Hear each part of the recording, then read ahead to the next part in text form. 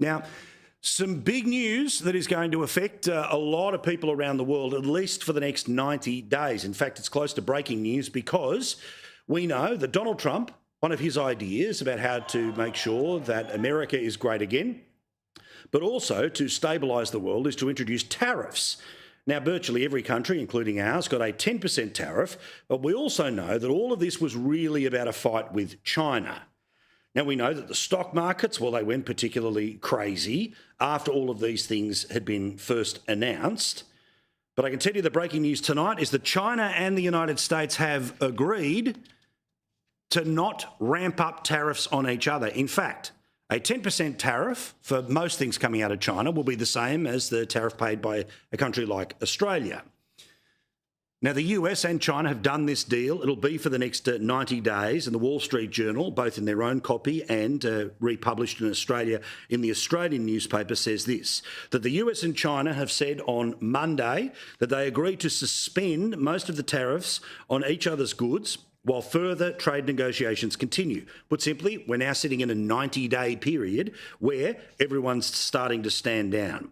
The US said that it would lower its reciprocal tariff on Chinese goods from 125% back down to 10%. China has said that it will do the same, back down to 10% from the 125%.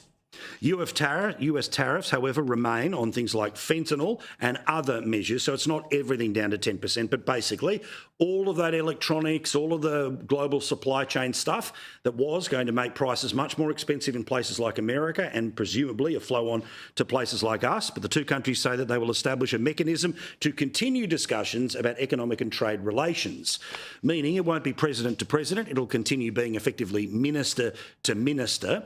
But this is very big news for the global economy. And for those that like to pay attention to the stock market, I can tell you that the futures market, when the market opens in just a couple of hours' time, is now sitting at 42,000. Now, that's really important because that number is even better than the number, or very close to the number, when things started to fall through the floor.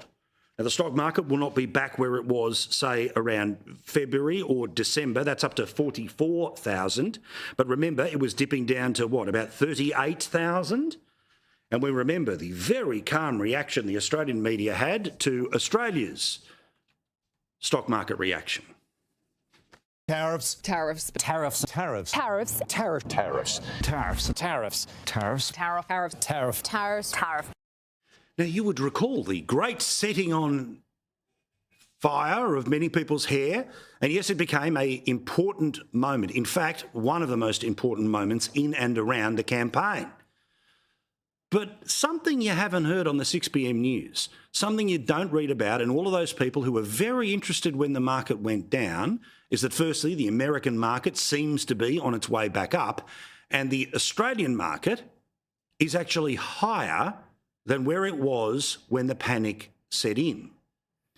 Now, yes, there are plenty of people who get very concerned about what happens on any one day in the stock market, but the reality is, for anyone who's really in the stock market, it's not even about week to week, it's not even about month to month, it's about year to year.